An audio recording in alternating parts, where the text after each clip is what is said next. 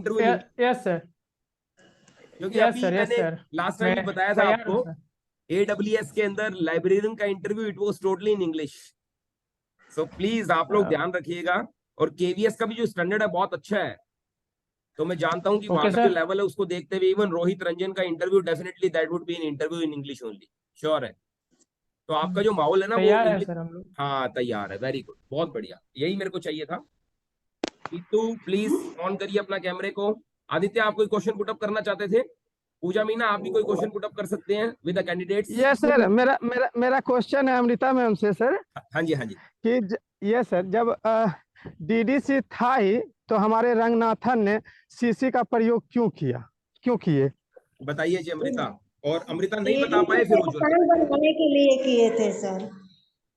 ये डीडीसी से आसान बनाने के लिए, डीडीसी थोड़ा हार्ड होता है और हार्ड क्यों सीसी है? जैसे उसमें टेबल शेड्यूल है।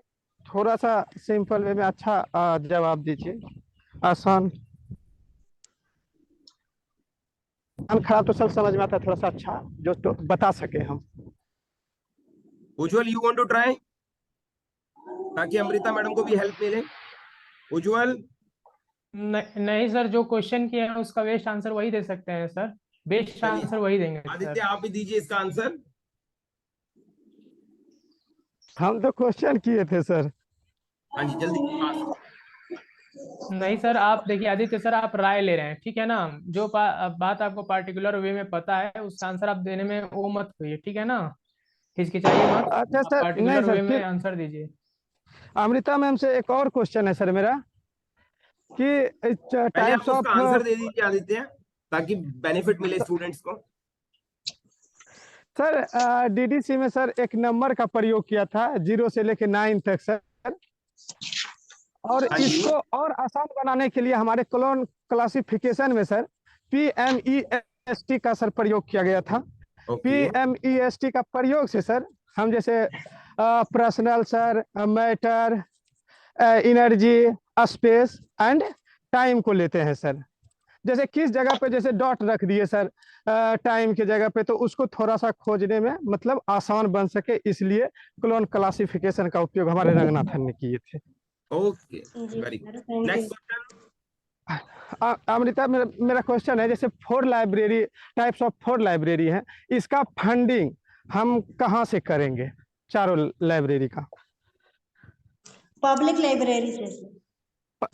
पब्लिक लाइब्रेरी से? पब्लिक लाइब्रेरी तो है ही, पब्लिक लाइब्रेरी है, एकेडमिक है, नेशनल है और स्पेशल है। ये चारों का फंडिंग हम कहाँ कहाँ से करेंगे? अमृता मैम, यदि आपको क्वेश्चन नहीं आ रहा है तो आप उनसे आंसर ले सकती हैं, पार्टिकुलर वे में वो उसका आंसर दे सकते हैं, मुझे मालूम है। तो उसका आंसर भी दे नहीं सकते हैं। तो आप आंसर दे दीजिए। नहीं सर, मेरे पास इसका आंसर नहीं है। एक कल एक आप कुछ बोलिए अमृता मैम, फिर हम बोलते हैं। अमृता कुछ यू तो वांट टू जी बोलिए। स्पीक। बताइए सर, आप ही बता दीजिए। नहीं, आप कुछ बोलिए प्रहलाद सर। प्रहलाद ये अनम्यूट। लाइब्रेरी में सीडी रूम का जो सीडी होता है सर, सीडी डीवीडी जिसे कहते हैं, उसका क्या रोल है? नहीं, हमें इसके बारे में जानकारी नहीं है। पहला सर, मेरा क्वेश्चन आपसे, कामायनी का अर्थ क्या है? कामायनी का अर्थ क्या है? जी। मुझे देखना पड़ेगा इसका एक बार। क्या आप ट्राई कर सकते हैं? अगर जी सर। आपको आइडिया हो तो प्लीज बता दीजिए। जी सर, ये क्वेश्चन मेरे से नवोदय में पूछा गया था। तो कामायनी का अर्थ, इसमें वो जो उसकी नायिका थी ना, श्रद्धा, तो उनको प्रकृति संबंधित और इस तरह रोमांचकारी प्रकृति चीजें पसंद थी, तो इसलिए उनको बोला कि मैं एक कामायनी, काम की तरह भावनाओं को प्रेरित होती हूँ, तो इसलिए मेरे को कामायनी कहा गया। इसलिए इस कहानी का नाम, इस काव्य का नाम कामायनी रखा गया। कमायनी के रचयिता कौन थे ma'am? Jaishankar Prasad. Jaishankar Prasad ji. Thank you. एन अच्छा, सर, इसमें जो 15 सर्ग हैं, 15 सर्ग के नाम पता है आपको? ये पूरे तो नहीं, हाँ, पर यहाँ से चिंता, कामना, लज्जा, काम, काम सर्ग और आनंद सर्ग, रहस्य सर्ग और आनंद सर्ग, रहस्य, इस तरह से 15 तो पूरे याद नहीं है इस समय मेरे को, पर ऐसे है। ठीक है। अच्छा, कामायनी में जो क्या कहते हैं कि एक संकेत के रूप में दर्शाया गया है, जी कौन किसका प्रतीक है? जी, मनु तो हृदय का है, मनु मन का है, हृदय का है, और एड़ा जो उसकी है बुद्धि की है, और श्रद्धा वो हृदय की है, और मनु मन का है। रोहित सर, मेरा उज्जवल आपसे एक सर, मेरा क्वेश्चन है। क्वेश्चन है आपसे। जी जी। निधि को बोलो। यस निधि। सर, मेरा केवीएस के बारे में क्वेश्चन है कि केवीएस का जो ऑनलाइन पोर्टल है, जैसे दीक्षा से रिलेटेड या कुछ और, आप उसका थोड़ा सा एक्सप्लेन कर सकते हैं ताकि वहां पर इजीली आंसर दिया जा सके उसके ऑनलाइन के बारे में। कुछ स्टडी मटेरियल लाइब्रेरी से रिलेटेड या बुक से रिलेटेड कोई ऑनलाइन पोर्टल पर होता है, कोई कोर्स होता है केवीएस के स्टूडेंट्स की एक्सेस हो वहां पर, इस टाइप का अगर कोई क्वेश्चन आ जाए तो उसका क्या आंसर होगा? दीक्षा के लिए मैम तो मैं विशेषकर आंसर नहीं दे सकता हूँ, क्या एज ए लाइब्रेरियन में जा रहा हूँ मैं।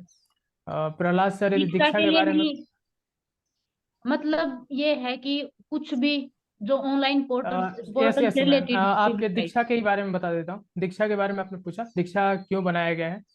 दीक्षा स्टूडेंट के प्रॉपरली जो स्टूडेंट है, जो पढ़ाया जाता है स्टूडेंट को क्लास में, एज ए टीचर के लिए बनाया गया है कि आप उसको एक पार्टिकुलर वे में कैसे पढ़ा सकते हैं, इजीली उसको कैसे पढ़ा सकते हैं।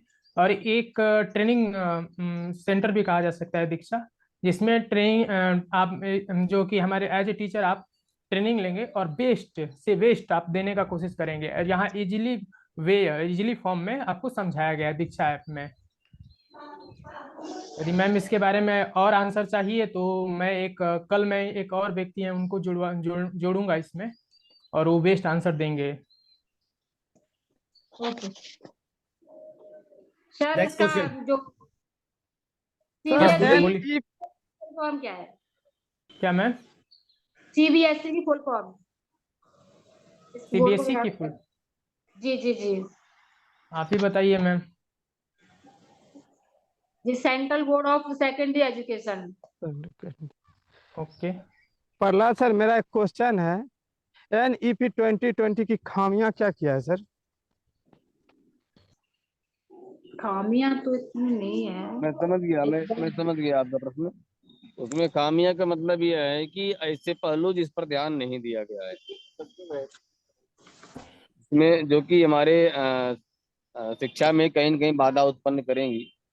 तो पहले तो सबसे बड़ी उसकी खामियां यही है कि जो उन्होंने कुछ डिग्रियों को हटाया है, जैसे कि एमफिल को शायद हटा दिया है NEP 2020 में। हाँ, तो हटाना नहीं चाहिए था। और दूसरा जो है एक हम उसका प्लस पॉइंट भी कह सकते हैं, माइनस पॉइंट दोनों ले सकते हैं, जो कि किसी भी सब्जेक्ट को चूज करने की जो उन्होंने नया रूल दिया है आफ्टर इंटरमीडिएट 12th के बाद में, अगर आप ग्रेजुएशन में जा रहे हो तो आप साइंस, कॉमर्स, आर्ट कोई भी अपने चॉइस के सब्जेक्ट लेके पढ़ सकते हो। उससे ये होगा कि जो बच्चा, जैसे मान लीजिए साइंस में जाने के लिए पहले PCM की आवश्यकता होती थी, फिजिक्स केमिस्ट्री मैथ की, अभी उन्होंने ऐसा हटा दिया है। आप फिजिक्स भी ले सकते हो, हिंदी भी ले सकते हो, इतिहास भी ले सकते हो। तो मुझे लगता है कहीं न कहीं बच्चा उस पार्टिकुलर क्षेत्र में जिसमें वो जाना चाहता है उसमें वो पिछड़ सकता है। जैसे मान लीजिए कि वो इंजीनियरिंग के क्षेत्र में जा रहा है, अगर उसको या किसी मेडिकल के क्षेत्र में जा रहा है तो उसके लिए जूलॉजी, बॉटनी मस्ट हो जाता है। नहीं किया, हटा दिया उन्होंने। क्या है कि तो जिसकी जो रुचि है, रुचि के हिसाब से उसका अध्ययन कर सकता है। बाकी मैंने NEP 2020 पढ़ा तो था पूरी तरह, बट अभी पिछले एक महीने से मैं इस पर ध्यान नहीं दे पाया, क्योंकि मैं AES की तैयारी करने लग गया। मैं दोबारा एक बार देखूंगा, और KBS में और NEP में दोनों में मैं थोड़ा सा भी उतना क्या कहते हैं कि कंफर्म नहीं हूँ कि मैं जो उत्तर दूंगा सही ही होगा, क्योंकि मैंने उसको एकदम से छोड़ ही रखा था। अब मेरा दूसरा इंटरव्यू था तो मैं उसमें लगा हुआ था। अभी मैं इस पे ध्यान दूंगा तो मैं 2-4 दिन के बाद में अच्छा आंसर आपको दे सकता हूँ पढ़ने के बाद में। यस सर, उज्जवल सर बताइए। जी सर, क्या बताएं सर? खामियां सर? Yes yes yes. तो खामियां तो सर ने एक सही पार्टिकुलर वे में आंसर दिया कि इसमें एक खामियां ये है कि बच्चों को चूज करने के लिए अपने से ऑप्शन दिया गया है। और एक चीज और, जो हम लोकल लैंग्वेज की बात की गई है, बहुत अच्छी बात है, लोकल लैंग्वेज में आपको पढ़ाना है। वहाँ की मातृभाषा जो है उसमें आपको पढ़ाना, एजुकेशन देना है, बट उसमें भी प्रॉब्लम हो सकती है जहाँ तक होगा। प्रहलाद सर, क्या ऐसा हो सकता है सर? उसमें त्रिभाषा सूत्र का उन्होंने दिया है, जी जी सर। ट्राइलैंगुअल का। हाँ, हिंदी और अंग्रेजी और तीसरा जो है मातृभाषा। ठीक है। तो कहने का मतलब ये है कि जैसे कि मान लीजिए कि आपकी पोस्टिंग किसी नॉर्थ रीजन में हो जाए या साउथ रीजन में हो जाए, जहाँ पे आपको वहाँ की भाषा नहीं पता है, लेकिन उन बच्चों को वहाँ की भाषा पता है, थोड़ा सा प्रॉब्लम होगा। लेकिन आप तीनों भाषाओं को मिक्सअप करके पढ़ा सकते हैं। वहाँ की भाषा आपको यस। सीखनी पड़ेगी और अपनी भाषा बच्चों को थोड़ा बहुत सिखाना ही पड़ेगा वहाँ पे। तो मुझे तो नहीं लगता कि उसमें प्रॉब्लम होनी चाहिए, क्योंकि पहले जो है बाईलैंग्वेज था। अभी जी जी सर। इन्होंने मातृभाषा और हिंदी और अंग्रेजी तीनों को ऐड कर लिया। मुझे लगता है ये प्लस पॉइंट होगा मेरे हिसाब से। हाँ, इसको ओके तो सर। मेरे हिसाब से मान नहीं कर सकते। अब बाईलैंग्वेज को हटा दिया जाए ना सर, आंसर देते नहीं समय। नहीं, बाईलैंगुअल है, बाईलैंगुअल है, तीन भाषाएं जोड़ दी हैं उसमें ना, ओके हिंदी, ओके सर। अंग्रेजी और मातृभाषा।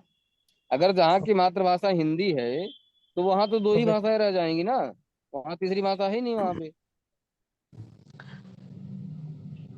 Okay sir. कौशिक सर, मेरा आपसे एक क्वेश्चन है। कौशिक अनम्यूट। यस। वो जो हम लैपटॉप वगैरह में लैंग्वेजेस यूज करते हैं कंप्यूटर में, सी, सी प्लस प्लस, जावा, इनमें डिफरेंस क्या है? जैसे हर लैंग्वेज थोड़ी सी अपने अपने एप्लीकेशन के हिसाब से अलग अलग होती है, उसी तरीके से सी, सी प्लस प्लस और जावा भी अपने एप्लीकेशन और उसके स्ट्रक्चर के हिसाब से अलग अलग होती है। जहाँ सी अब एक प्रोसीजरल लैंग्वेज है, वहीं जावा एक ऑब्जेक्ट ओरिएंटेड लैंग्वेज होती है और जिसका उपयोग ज्यादा एप्स के अंदर यूज किया जाता है। वहीं सी का उपयोग ऑपरेटिंग सिस्टम और दूसरे कोर कोर सॉफ्टवेयर बनाने के लिए किया जाता है।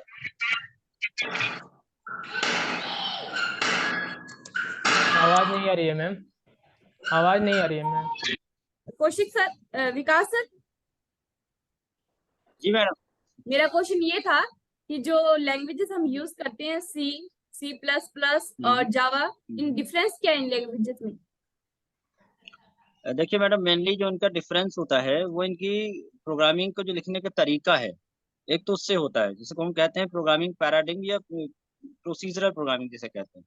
तो पहला डिफरेंस ये होता है कि जो जावा होती हैं, जो मॉडर्न लैंग्वेजेस होती है, ऑब्जेक्ट ओरिएंटेड पे बेस्ड होती हैं। और जो सी, सी प्लस प्लस या फिर पुरानी पास्कल है, फोर्ट्रान है, ये स्ट्रक्चर्ड ओरिएंटेड होती हैं। इसको हम प्रोसीजर ओरिएंटेड भी कह सकते हैं। तो बेसिक डिफरेंस ये हुआ। दूसरा डिफरेंस होता है कि लाइब्रेरी पर, लाइब्रेरी ये डिसाइड करती है कि हम कौन कौन से एप्लीकेशन कैसे डेवलप कर सकते हैं किस लैंग्वेज में।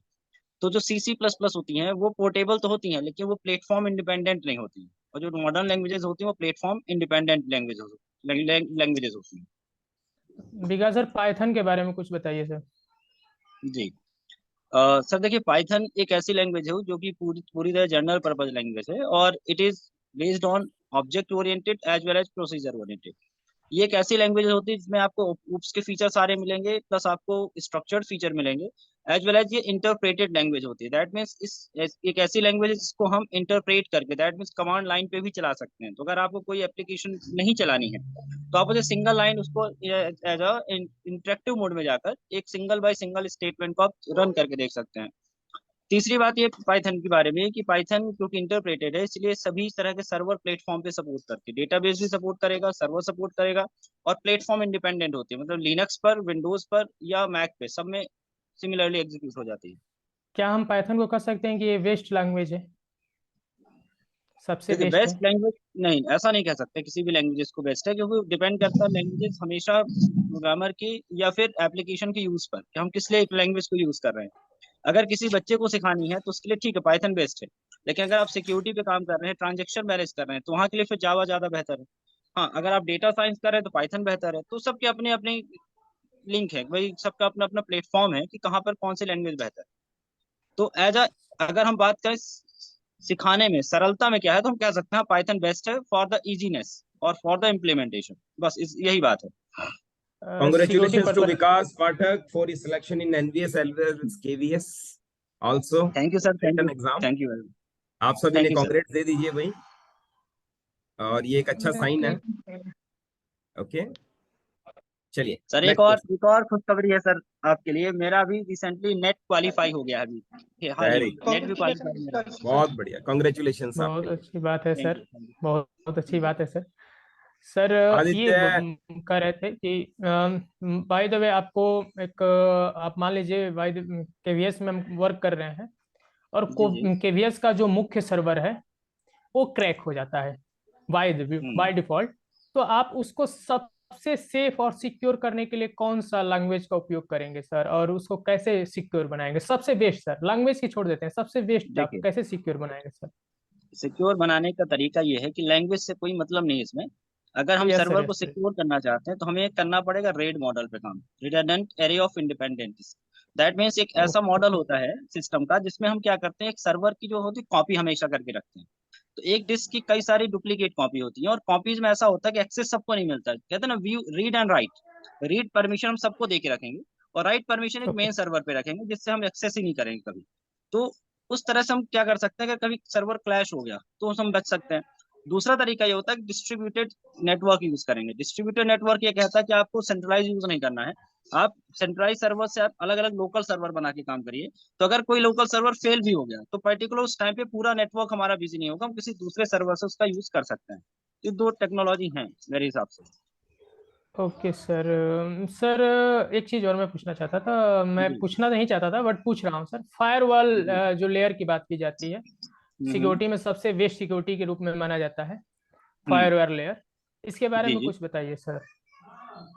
देखिए, फायरवॉल एक्चुअली एक ऐसी बात होती है, ये ऐसा टेक्नोलॉजी है जो कि हार्डवेयर और सॉफ्टवेयर दोनों लेवल पे काम करता है। मतलब फायरवॉल फिजिकल लेयर से शुरू होकर एप्लीकेशन लेयर तक काम कर सकती है। सबसे बेहतरीन ऑप्शन तो ये है। दूसरी बात ये होती है, ओके फायरवॉल जब काम करेगा तो पैकेट स्विचिंग और मैसेज स्विचिंग दोनों पे काम कर सकता है। दैट मीन्स अगर हम चाहें कि फायरवॉल एक बार, सर्किट स्विचिंग का मतलब है कि एक बार स्टैब्लिश हो जाए, एक बार उसने चेक कर लिया, उसके बाद डेटा को कंटिन्यू आने दे, बार बार चेक ना करे, तो ये भी पॉसिबिलिटी होती है फायरवॉल में। दूसरा होता है कि अगर हम प्रॉक्सी सर्वर सेटिंग कर सकते हैं फायरवॉल से, दैट मीन्स हम किस सर्वर से कम्युनिकेट कर रहे हैं ये हमें पता नहीं चलेगा, मतलब एक डमी सर्वर बना देता है फायरवॉल। तीसरा होता ओके है sir. Packet switching. Packet switching ये कहता है कि अगर हम फायरवॉल को पैकेट लेवल फायरवॉल यूज कर रहे हैं तो हर पैकेट में अगर उसे कुछ लग रहा है कि गड़बड़ है तो उस पैकेट को रोक देता है, वो मतलब रिसीव नहीं होने देता। तो मतलब डेटा को चेक तो नहीं करता, लेकिन पैकेट का फॉर्मेट चेक कर लेता है। कई बार ऐसा होता है जैसे कोई पैकेट इनलीगल सोर्स से आ रहा है तो उसमें कुछ एडिशनल हेडर जुड़ जाते हैं। तो हेडर क्या यस होते हैं, यस एडिशनल इन्फॉर्मेशन होते हैं, जो कि जैसे आईपी स्पूफिंग हो गई कहीं पे, तो आईपी का हेडर यस जोड़ यस। दिया किसी सर्वर ने, तो ये इस सब चीजों से फायरवॉल हमें बचा लेता है। तो अच्छी बात है, मतलब जब तक आपके पास एंटीवायरस है भी तो भी फायरवॉल का अपना अलग रोल है ना। एंटीवायरस तो एक अलग चीज होगी, फायरवॉल नेटवर्क के लिए एंटीवायरस तो बहुत अलग चीज है। है ना। फायरवॉल मुझे एंटीवायरस तो लगता है आपके नॉर्मल वायरस के लिए सही है सर, लेकिन फायरवॉल को बेस्ट सिक्योरिटी माना जाता है, शायद मेरे तरफ से ऐसा ही माना गया है कि फायरवॉल नेटवर्किंग के सबसे लिए, बेस्ट सिक्योरिटी है। क्योंकि नेटवर्क लेयर पे काम करते हैं ना अलग अलग, तो उसके लिए यस फायरवॉल सर। मेरे हिसाब से भी बेस्ट ऑप्शन है। Okay sir. दीदी मैम, मेरा एक थैंक आपसे यू सर। क्वेश्चन है। दीदी मैम, यस मैम। अगर एक यस स्टूडेंट मैम। बंक कर रहा है तो आप उसे कैसे हैंडल करोगे? और आपको पता भी नहीं लग रहा है वो, क्योंकि वो कभी कभी बंक करता है, ऐसा नहीं है कि वो कंटिन्यू कर रहा है। आप फोन पे, घर पे फोन करेंगे तो आपको पता लग जाएगा, वो कभी कभी करता है। पहले तो मैम मैं स्टूडेंट से बात करूंगी कि वो ऐसा कर क्यों रहा है, उसको कोई जेन्युइन प्रॉब्लम है या फिर उसको कहीं उसने एक्स्ट्रा क्लासेस ले रखी है, रीजन क्या है उसके पीछे, पहले वो फाइंड आउट करने की कोशिश करूंगी। अगर मुझे लगता है कि उसके पीछे रीजन वैलिड है तो मैं उसको सपोर्ट भी करूंगी और साथ में उसको ये बताऊंगी कि ऐसे बिना बताए कहीं पर भी जाना इलीगल हो सकता है, स्कूल के रूल्स के खिलाफ है। आप ये बाद में भी कर सकते हैं, अपने पेरेंट्स को एटलीस्ट इन्फॉर्म करो। अगर वो फिर मुझे लगता है कि वो बैड कंपनी में है, यानी कि उसकी बाहर, बोला कि हाँ, ये अगर ये सही है तो मैं उसे सपोर्ट भी करूंगी। स्कूल बंक करना, चाहे वो जेन्युइन हो ना हो, स्कूल बंक करना ही रॉन्ग वे है। Yes ma'am you are right, school bunk करना रोंग है, तो मैं उसको साथ के साथ सपोर्ट इसलिए करूंगी कि वो स्कूल के टाइम में वो काम ना करे, बाद में उस काम को कर सकता है। मैं उसको उस चीज का एक सेकंड वे बताने की कोशिश करूंगी कि उसका अल्टरनेट फाइंड आउट करे। वो स्कूल के टाइम में ऐसे बंक करना वो चीज उसके लिए रोंग है, तो मैं उसको निधि वो मैम, समझाने की कोशिश करूंगी। यस बीच सर। में मैं रोकूंगा। आपने सर। कहा कि हाँ मैं उसको पर्टिकुलर वे में बंक करने दूंगी। वाई दो बच्चा यदि बाहर जाके सिगरेट पी रहा है तो क्या आप उसके लिए बंक करने देंगी स्कूल? नो सर, मेरा कहने का मतलब वो नहीं था कि मैं उसके लिए उसको सपोर्ट करूंगी। मेरा स्टार्टिंग में मैंने बोला कि रीजन फाइंड आउट करूंगी कि वो ऐसा कर क्यों रहा है, उसके पीछे रीजन क्या है। अगर मुझे लग रहा है कि रीजन ही गलत है तो मैं उसको क्यों सपोर्ट करूंगी। तो मैं उसके खिलाफ उसको पहले तो समझाऊंगी। अगर वो फिर भी उस बात को नहीं अंडरस्टैंड कर रहा है तो फिर मैं उसके पेरेंट्स से बात करने की कोशिश करूंगी, कि उसके पेरेंट्स को इन्फॉर्म करूंगी कि आपका बच्चा ऐसे ऐसे चल रहा है, ताकि टीचर भी साथ में उस पे उसको सुधारने के लिए कुछ ना कुछ कदम उठाए और पेरेंट्स का भी सपोर्ट मुझे मिले। मैंने ये बोला। प्रहलाद सर, इसका वांट टू आंसर ऐड आपको देना है something? Sir? Prahlad sir add करेंगे सर। पूजा मैम। ऐसा है कि अभी अभी जो भी पॉइंट निधि मैम ने बताए हैं वो लगभग लगभग सही हैं। और जैसा कि हाँ वो सही पॉइंट है, अगर रीजन वैलिड है तो आप उसको सपोर्ट कर सकते हो। जैसे मैं इसका एक एग्जांपल देना चाहूंगा। मान लीजिए वो बच्चा हायर क्लास में है, 10th में है या 9th में है। हो सकता है कि उसकी कुछ ऐसी स्थितियां हों घर में, ऐसे पारिवारिक माहौल हो कि उसको अंतिम क्लास बंक करना पड़े या उसको दूर जाना पड़े वो ट्रांसपोर्ट नहीं ले सकता, हो सकता है पैदल जा रहा हो वो। या ये भी हो सकता है कि उसके पिताजी की कोई दुकान वगैरह हो उसमें हाथ बटाता हो जा करके। तो उसके लिए बात कर सकते हैं, लेकिन रीजन वैलिड होना चाहिए। अगर वैलिड रीजन है तो आप सपोर्ट कर सकते हैं, रीजन वैलिड नहीं है तो आप सपोर्ट नहीं करेंगे। ये सबका मानना होगा मेरे हिसाब से। Kaushik next sir, question. Machinery language के बारे में कुछ बताइए सर। मशीनरी लैंग्वेज जो 3 प्रकार के लैंग्वेज शायद कंप्यूटर में यूज होता है सर। हाँ सर, तीन। हाँ मशीनरी लैंग्वेज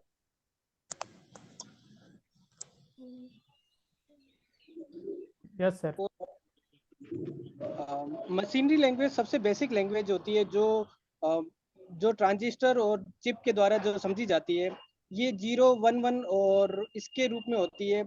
और इसी लैंग्वेज को आगे हम करेक्टर में बदलते हैं, जिसको अपन आस्की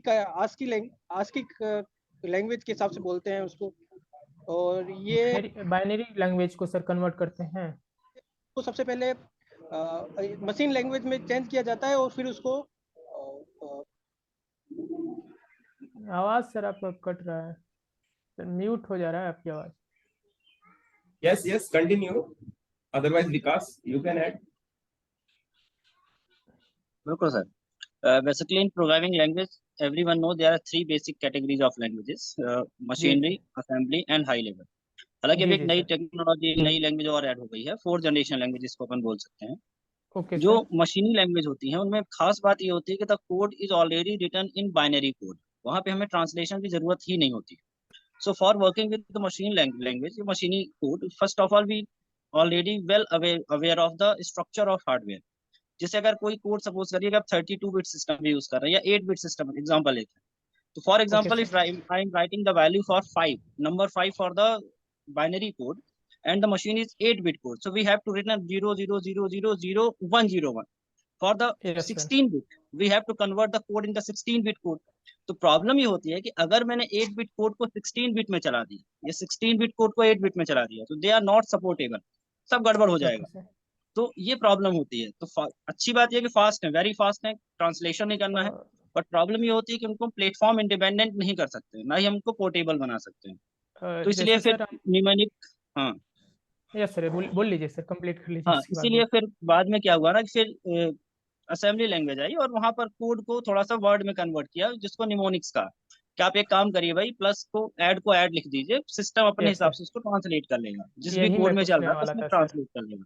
यही तो पूछने वाला निमोनिक्स था ऐड सर। हुआ असेंबली लैंग्वेज में जाकर, मशीनी कोड में ये नहीं था पॉसिबल। यदि मैथमेटिक्स का जो हम कहे कि जो भी आप वर्क करते हैं वो सेकेंड हम्म लैंग्वेज के अंतर्गत ही होता है आपका। हाँ, मैथमेटिक्स का सेकंड लैंग्वेज, या फिर आप हाई लेवल पे यूज कर सकते हैं। हाई हाँ जी। लेवल में क्या हुआ कि ऑपरेटर्स आ गए, मतलब वर्ड हटा के उन्होंने ऑपरेटर डाल दिया, प्लस माइनस आप ऑपरेटर ही यूज कर लो, उसके लिए आपको वर्ड लिखने की जरूरत नहीं है। और अच्छी ओके। बात यह कि जो हाई लेवल लैंग्वेज है प्लेटफॉर्म इंडिपेंडेंट भी हो रही हैं और पोर्टेबल भी हो रही हैं। ये प्लस पॉइंट हो गया यहाँ पर। सर मैं बात करना चाहूँगा, जहाँ तक हम देखते हैं कि हमारे जो आज रेलवे है वहाँ भी सिंगल यूजर कंप्यूटर का यूज किया जाता है, सिंगल यूजर ही चलता है वहाँ पे, न कि मल्टी हम्म यूजर। जहाँ तक मुझे अनुमान है कि सिंगल यूजर पे ही वर्क होता है। और सर क्या सेफ है सिंगल यूजर मल्टी यूजर से? देखिए एक्चुअली क्या है, जो सिस्टम यूज कर रहा है ना, फ्रंट एंड पे आपने जो देखा है वो सिंगल यूजर है, मतलब ऑपरेटिंग सिस्टम उनका सिंगल यूजर है, लेकिन उनका जो सर्वर है, जो उनका पोर्ट होता है, एक्चुअली वो सिंगल यूजर नहीं है, उनका मल्टी यूजर ही सिस्टम है, क्योंकि उनका जो सर्वर होता है वो लिनक्स पे चल रहा होता है। उनका जो इंटरफेस वो सिंगल यूजर, दैट मीन्स एक पीसी पर एक से ज्यादा सिस्टम लॉग इन करके नहीं कर सकता काम। इससे सेफ ये रहता सिर्फ कि एक जैसी बुकिंग अगर एक स्लॉट कोई बुक कर रहा है तो उससे फायदा ये होगा कि वो उतनी समय उस ड्यूरेशन पे, तो यहाँ पे टाइम स्लाइस काम करता है। टाइम स्लाइस का मतलब होता है टाइम शेयरिंग ऑपरेटिंग सिस्टम होता है। उस टाइम ड्यूरेशन पे जब तक एक बंदे के पास वो टोकन है, टोकन इंटरनली टोकन पास होता रहता है एक सर्वर पे, एक से दूसरे, दूसरे से तीसरे में, तो वो एक टाइम पे एक सीट दो लोग बुक नहीं कर पाएंगे। ये सबसे बेनिफिट होता है। और अदरवाइज क्या होता है, नहीं फिर लॉकिंग सिस्टम करना पड़ता है। अगर आप शेयरिंग पे काम करेंगे तो फिर शेयर्ड लॉक, एक्सक्लूसिव लॉक, अलग अलग डेटाबेस में लॉक होते हैं, फिर उन पे काम करना पड़ेगा। तो मतलब अगर हम मल्टी यूजर साथ साथ काम करेंगे तो कहानी वहां बढ़ जाएगी, मतलब प्रोग्रामिंग में हमें ज्यादा मेहनत करनी पड़ेगी। और अगर आप इस तरह से शेयरिंग में रख के सिंगल यूजर करेंगे और टोकन बेस्ड सिस्टम करेंगे तो अल्टीमेटली बात ये होगी कि एक बार में एक ही बंदा काम कर पाएगा। लेकिन हाँ, टाइम शेयरिंग इतना फास्ट होता है कि सभी को ये लगता है कि हम लोग सब साथ साथ काम कर रहे हैं। इसको वर्चुअल रियलिटी जैसा समझ सकते हैं। तो सेफ है, बिल्कुल सेफ है वो। पहला सर मेरा क्वेश्चन आपसे है, भाषा और लिपि में क्या अंतर है?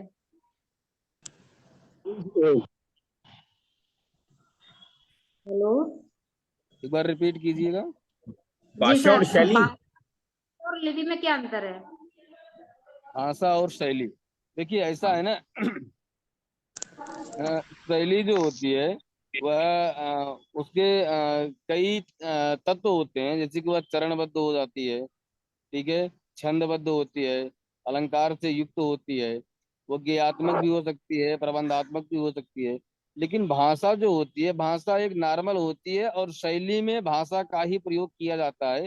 लेकिन हम ये नहीं कह सकते हैं कि भाषा में शैली का प्रयोग किया जाता है। जैसे कि आप साधारण वे में बोल सकते हैं, बोलने में कोई छंद का, कोई अलंकार का, ऐसा कोई जरूरी नहीं प्रयोग हो।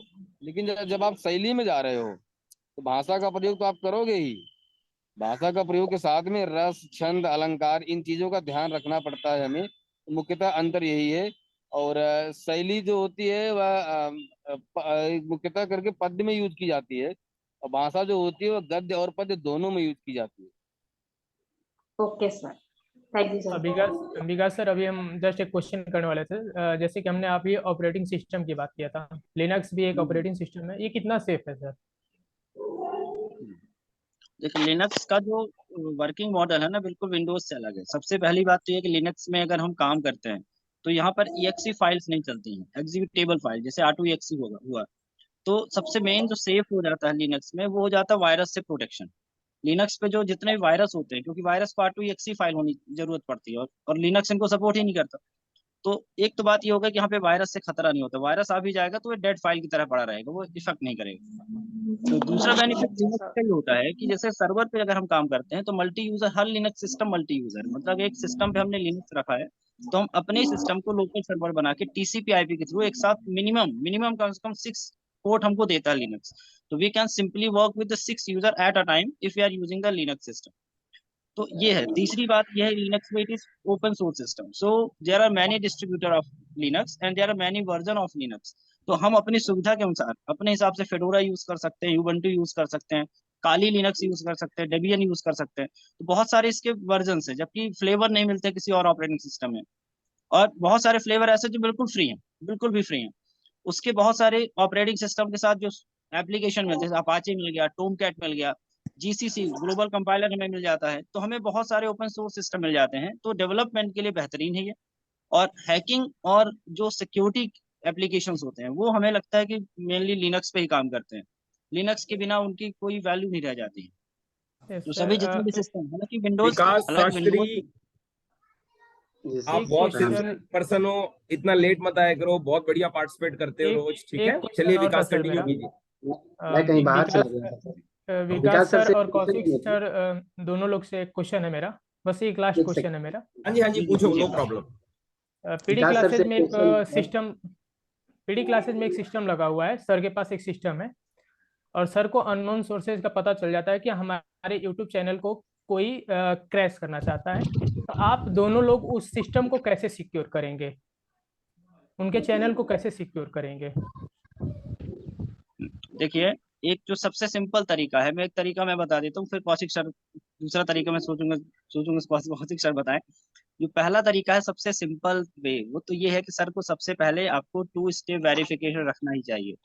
2 स्टेप वेरिफिकेशन में क्या होगा कि अगर कोई सोर्स करना भी चाहेगा तो सबसे पहले सर के पास मेल या एसएमएस आना ही आना है। जब तक सर उसको क्लिक नहीं करेंगे या सर नो, तब तक दूसरा उसको एक्सेस नहीं कर पाएगा। तो ये तो पहला स्टेप है जो कि इन्हें सर को परफॉर्म करना है, 2 स्टेप वेरिफिकेशन। और दूसरा होता है कि अगर आप सर्टिफाइड हैं तो मुझे लगता है कि जो डायरेक्ट हम एप्लीकेशन यूज करते हैं, जैसे कि आजकल वो तो लाइव जाने के लिए कौन सा है, कोई सा एक जो एप्लीकेशन है, टाइमिंग मुझे 1 नाम मिनट याद नहीं। लेस रह गया, ठीक है, ध्यान रखना।